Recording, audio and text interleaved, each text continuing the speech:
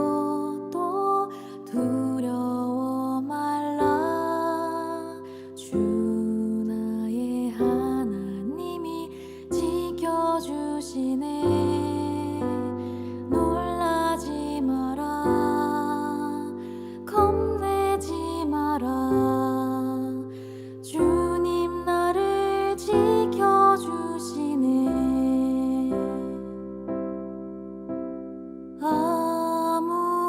아무것도 두려워 말라. 주 나의 하나님이 지켜주시네. 놀라지 마라. 겁내지 마라. 주님 나를 지켜주시네.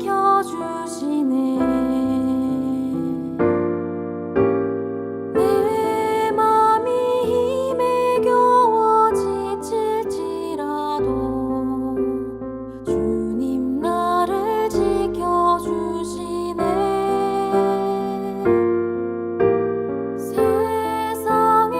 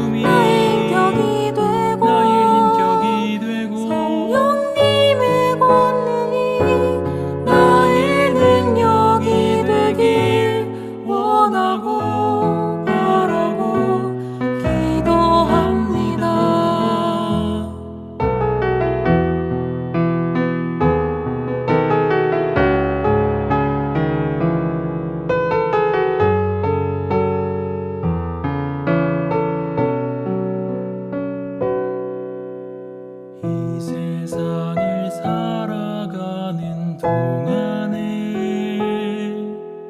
나의 힘을 의지할 수 없으니 기도하고 낙심하지 말 것은 주께서 참 소망이 되심이라.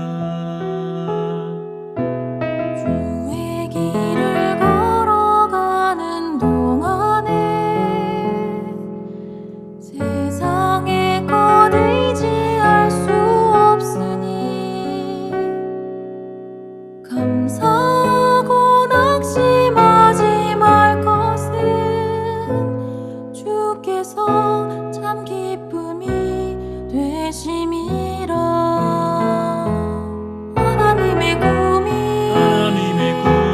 나의 비전이 되고 예수님의 성품이 나의 인격이 되고 성령님의 권능이 나의 능력이 되길 원하고 바라고 기도합니다. 원하고 바라고 기도합니다.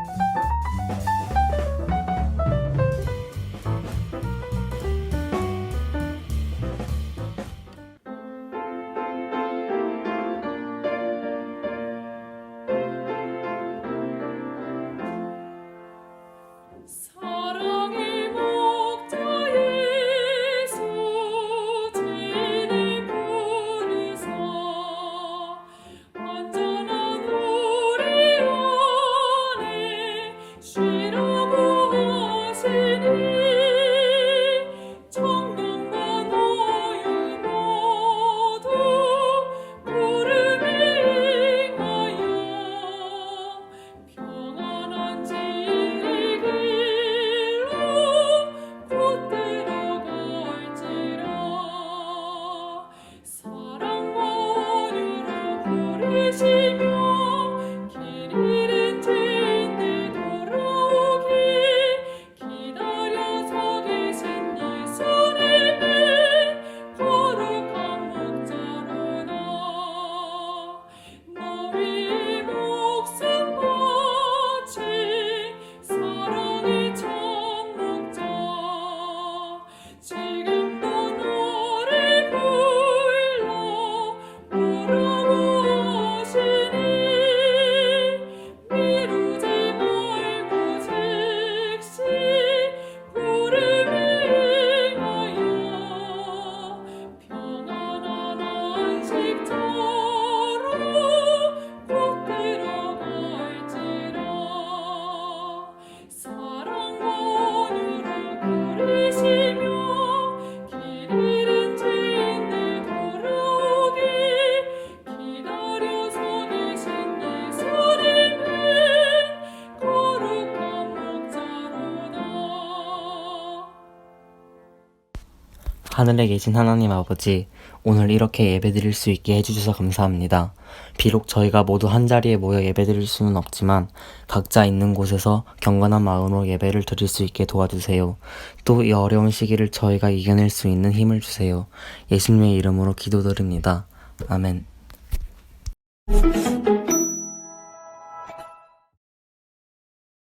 9월 18일 별별 뉴스입니다. 첫 번째 소식입니다. 2021년 하반기 제자훈련학교가 개강하였습니다. 매주 오후 2시에 줌을 통한 소그룹 모임으로 진행합니다. 제자훈련학교에 참여하는 모든 성도들이 말씀과 기도, 선교활동을 통해 참 제자로서 거듭나고 가정과 교회, 우리 지역의 선교 부흥을 이룰 수 있도록 함께 기도해 주시기 바랍니다. 두 번째 소식입니다.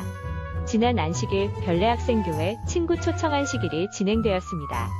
금요일 저녁엔 온라인 예배, 안식일 오후에는 현장 예배로 진행된 이번 순서에는 총 68명의 학생들이 참여하였으며 이 중 처음 교회에 방문한 학생은 21명입니다.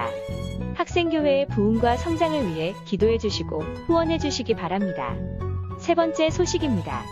토요일에 치러지는 국가시험 변경을 위한 10만인 서명받기 운동이 오는 9월까지 진행됩니다. 현재 130여 명의 성도들이 동참해 주셨습니다. 사정상 아직 신청하지 못한 성도들은 주민센터에서 본인 서명 사실확인서를 발급받으신 후 교회에 비치된 위임장을 작성해 제출해 주시면 됩니다. 신실한 재림교회 성도들이 안식일에 치러지는 각종 국가시험으로 인해 불이익을 당하고 있습니다. 이 일을 위해 펼쳐지고 있는 10만인 서명 운동에 더 적극적으로 참여해 주시기를 부탁드립니다. 다섯 번째 소식입니다. 조혜란, 조연숙 집사 부친께서 주 안에서 잠들었습니다.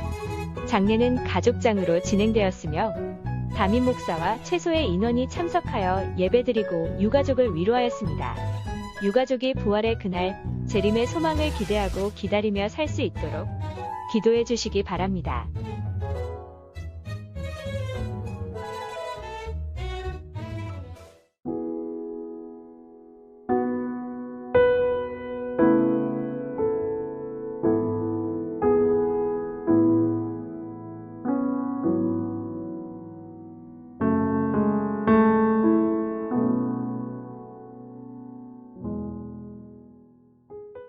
그러나 아버지는 종들에게 말했다. 서둘러 가장 좋은 옷을 가져와서 아들에게 입혀라. 또 손가락에 반지를 끼워주고 발에 신발을 신겨라. 누가복음 15장 22절 말씀.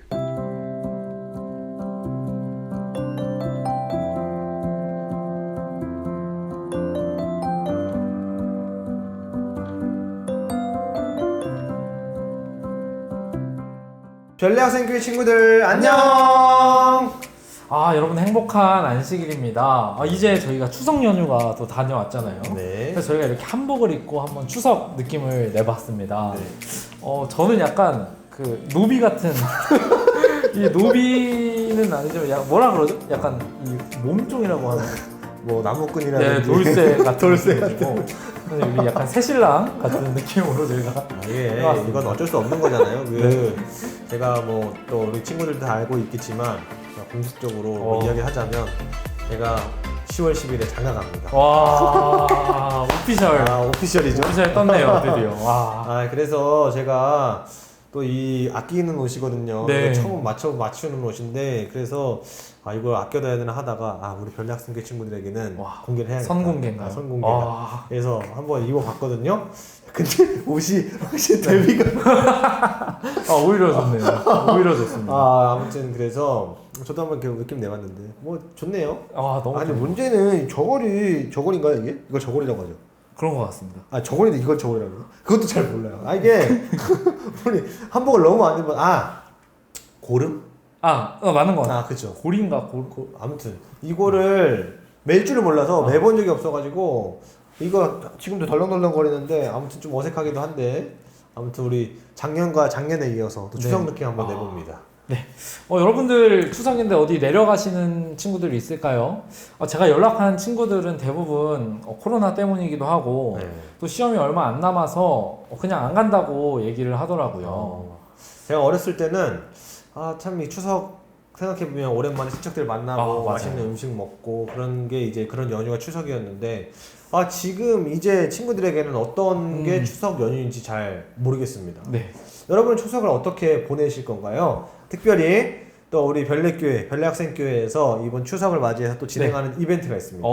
자, 뭐냐면은 우리 지구를 지켜추 알죠? 네. 지구를 지켜추에 이어서 안식일을 지켜추, 즐겨추. 즐겨추. 안식일을 즐겨추 이벤트가 진행이 되는데요. 여러분 잘 참여해 주시면 좋겠습니다. 특별히 이번에 별내학생교회 인스타그램이 맞아요. 만들어졌거든요. 그래서 그걸 활용한 이벤트니까요. 여러분이 잘 이 광고를 보고 참여해 주시면 되겠습니다. 네, 오늘 그러면 말씀으로 한번 들어가 보도록 하겠습니다. 오늘은 추석에 맞춰서 한 가족의 이야기를 여러분과 나누고 싶은데요. 바로 누가복음 15장에 나오는 탕자의 비유 이야기입니다. 네. 오늘 말씀의 제목은 디피 쉼의 날입니다. 디피 쉼의 날. 네. 좋습니다. 자, 두 아들이 있었어요. 첫째 아들은 아버지의 말씀을 잘 순종하고 있기는 하지만 정작 아버지의 뜻과는 먼 삶을 살고 있는 아들이 있었어요. 자, 그리고 둘째 아들은 있는데 둘째는 자신의 자유를 아버지가 좀 구속하고 있다고 생각해서 자기 맘대로 살고 싶어 하는 아들이었습니다. 자, 여러분은 이 두 가지 유형 중에 어떤 아들, 딸인가요? 한번 생각해 보세요. 저 같은 경우는 좀 둘째 아들과 비슷한 것 같아요. 부모님이 제 자유를 막 구속하진 않으셨는데 고등학교 때부터 제가 기숙사를 살면서 지금까지 거의 혼자 살았던 것 같습니다. 명도사님은 혹시 어떠신가요? 저는 학창 시절에는 집에 다녔거든요. 네. 20살 된 이후에 이제 기숙사 생활 계속했죠. 그죠. 군대 갔다 왔죠. 그리고 신학과에서 계속 기숙사 생활하면서 한 20대 후반까지 계속 밖에 살았던 것 같아요. 그러다가 이제 부모님 집에 이제 가까이 오게 되면서 네. 한 2년째 지금 부모님과 살고 있는데 가끔은 네. 좀 그립습니다. 그 뭐라 그래야 되죠? 그 혼자만의 네. 그 공간에서 이렇게 뭔가 조용히 있는 게 처음에는 너무 좋았죠. 네. 외로움도 있었으니까. 근데 또 어떤 날에는 그 가끔 그 이렇게 적막한 순간에 혼자 약간 멍 때리기도 하면서 네. 혼자 개인적인 시간을 보내는 것도 좀 그리울 때가 있더라고요. 그래서 저 의미를 보게 될 때 왠지 저 둘째 아들은 처음엔 엄청 그랬지만 나중에 분명 후회하고 있을 거라는 생각이 듭니다. 역시. 네. 오늘 말씀에 나오는 이 둘째 아들은요, 집에서 떠난다는 결심을 하게 됩니다. 그리고 아버지께 이렇게 말해요. 아버지 죽고 나서 저에게 물려주실 재산을 미리 주십시오. 문제가 있네요. 네. 이 말의 의미가 무엇일까요? 재산은, 여러분 생각해보세요. 재산은 부모님께서 돌아가신 후에 자녀에게 이제 물려주는 것이죠. 꼭 네. 돌아가시기 전이라고 할지라도 어느 정도 인생을 산 후에 네. 그가 이것을 가지고 어떻게 좀 이렇게 가지고 이것을 활용할 수 있는 능력이 되었을 때 이제 물려주는 것입니다. 네. 일생 동안 아버지의 역할을 다 하고 자신이 모았던 것을 주고 싶은 마음이 부모의 마음이겠죠. 자, 그런데 그걸 지금 아버지께서 살아계시고 아직 지금 본인이 이것을 감당할 수 있는 능력이 안 됐는데 아버지에게 이거 달라고 하는 것. 제가 이거 뭐냐면 아버지 저 돈 없어도 그러니까 아버지 없어도 이 돈만 받으면 살 수 있어요. 나는 이런 것과 마찬가지예요. 그러니까 더 이상 아버지의 보살핌이 나는 필요하지 않다. 그러니 난 재산을 달라 하는 것이죠. 뭔가 아버지는 지금 살아 계신데 약간 아버지를 무슨 이미 나의 삶에서 없는 것, 이미 죽은 것처럼 여기는 그런 아들의 옳지 못한 요구였던 것이죠. 자, 그런데 아버지는 이 아들의 합당한 요구를 들어줍니다. 자식을 이기는 부모가 없다고 막 이야기를 하듯이 결국에 아버지는 그렇게 자녀의 요구대로 해줬습니다. 네.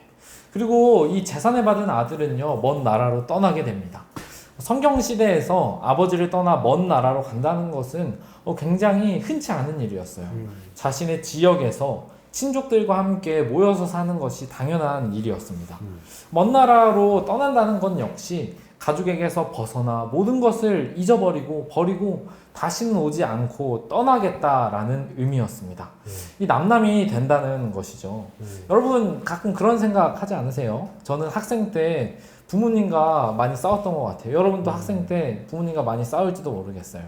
학업에 스트레스도 있고 나는 알지 못하지만 막 사춘기가 와서 부모님이 하나하나 간섭하는 게 너무 짜증이 나고 아무도 나를 이해해주지 않아서 막 부글부글 속이 끓을 수도 있습니다. 저도 그랬어요. 그래서 학창 시절에 부모님과 막 엄청 싸우고 속도 많이 썩였습니다. 집 밖에 나가서 따로 살고 싶다 이런 생각도 했던 것 같아요. 마치 이 둘째 아들처럼 말입니다. 집 떠나서 먼 나라로 가버린 이 아들의 삶은 어땠을까요? 처음에는 행복했어요. 그렇죠, 당연히 자유가 주어졌는데 너무 좋죠. 네. 아무도 나한테 간섭을 안 해요. 뭐 정리정돈 안 한다고 뭐라고 하는 사람 없죠. 새벽까지 뭐 컴퓨터 한다고 뭐라는 사람 없죠. 핸드폰 유튜브 본다고 뭐라는 사람 없죠. 매일 먹고 싶은 거 사 먹죠. 왜냐면 돈 많으니까. 자, 그냥 자기가 원하는 대로 하는 거 막 하는 겁니다. 자, 근데 이제 슬슬 문제가 생겨요.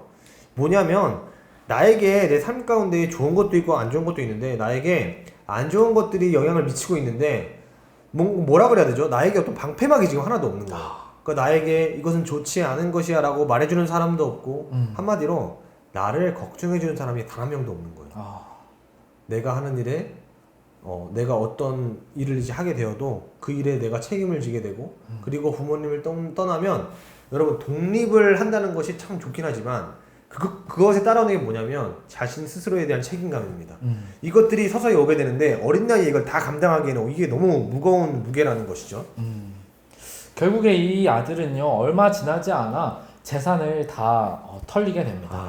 이 재산이 있을 때는 호의적이었던 것만 같은 사회가 이제는 냉정하게 이 아들을 외면하기 시작하는 거예요. 이 아들이 과연 집에 있을 때 일을 해봤을까요? 아마도 안 해봤을 거예요. 집에 하인들이 있어서 모든 걸 다 해줬으니까요. 할 줄 아는 일이 하나도 없었던 것입니다. 자, 그래서 이 아들이 찾은 일이 돼지 치는 일이었습니다. 특별히 유대인들에게는 이 돼지는 부정한 동물이잖아요. 그러니까 어찌 보면 이 혐오의 상징인 돼지를 치는 일을 했다는 것은 참 쉬운 일이 아니었을 거예요. 그가 돈이 있고 잘 나갔을 때 옆에 있던 친구들은 하나도 없어지고 이제 냄새나는 돼지만 옆에 있습니다.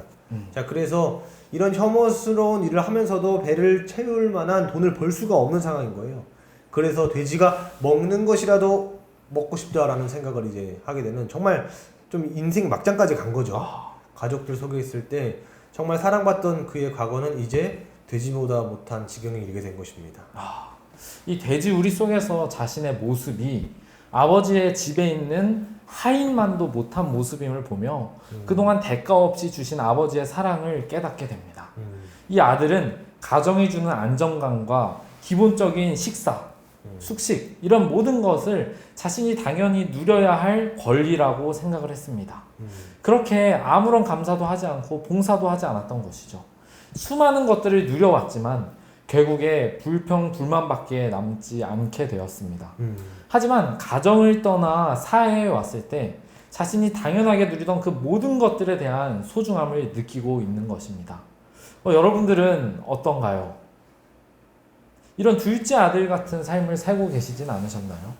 부모님이 주시는 당연한 사랑을 받으며 불평불만하지는 않으셨나요? 마침내 이런 가련한 현실 속에서 이 아들은 스스로 돌이키게 됩니다. 자신의 고생의 결과가 자신의 어리석음 때문이었다는 것을 깨닫게 되는 것이죠. 이 아들은 생각합니다. 내가 먼저 아버지와의 관계를 끊고 나왔으니 내가 다시 돌아가게 되면 하인들과 같은 삶을 살아야겠다고 말입니다. 그리고 이 아들은 집으로 돌아가겠다는 결심을 하게 됩니다.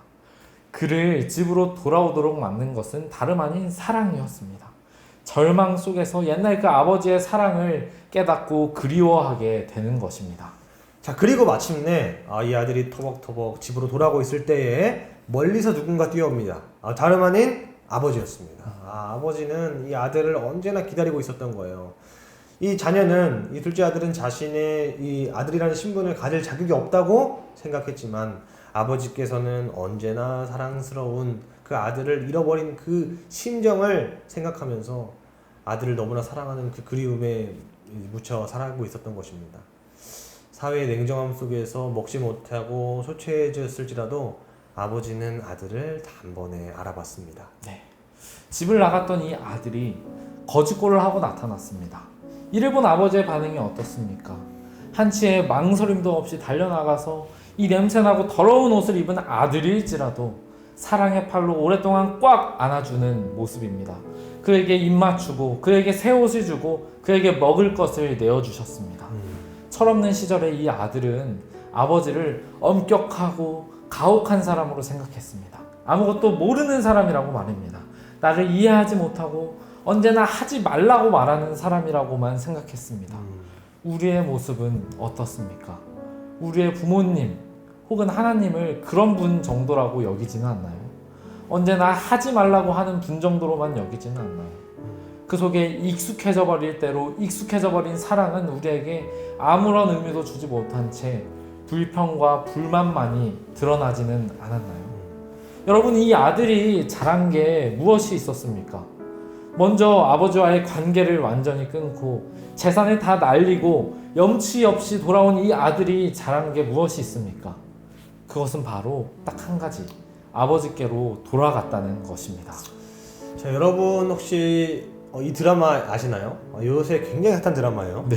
저도 굉장히 인상적으로 이렇게 금방 쑥쑥 사귀어봤던 것 같은데, 무단으로 도망간 이제 군인들, 그러니까 이제 탈영병들을 잡는 과정을 이제 그려낸 드라마입니다.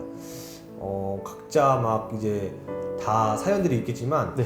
이 탈영병을 잡는 이 체포조를 이게 DP라고 부르거든요. 네. 그래서 이제 그 군인들이 이 사람들을 잡으러 이제 체포하러 다니는 건데, 탈영한 군인들을, 그 사람들을 보게 되면 그들이 참지 못하고 탈영한 이유들이 다 있어요. 그러니까 사연 없는 탈영이 없는 거예요.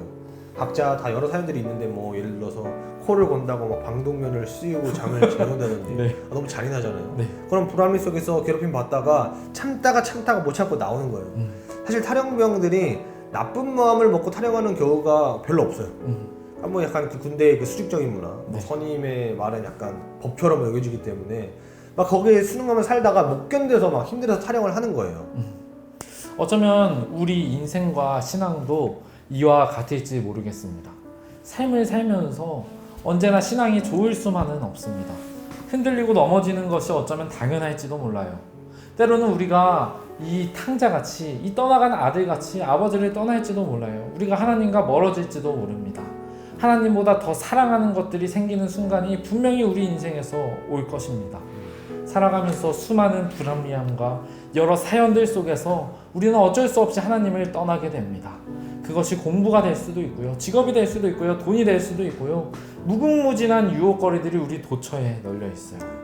그것들을 선택해서 하나님을 떠난다고 할지라도 우리가 해야 할 것은 다시 아버지의 집으로 돌아오는 것입니다. 여러분들 기억하세요.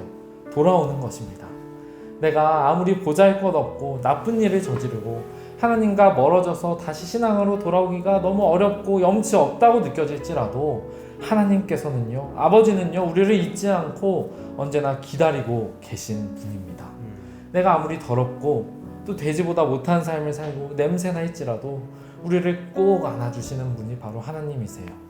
추석에 원래 고향으로 할머니 할아버지들을 만나러, 또 친척들을 만나러 갑니다. 이걸 귀향길이라고 하죠. 돌아가는 길입니다.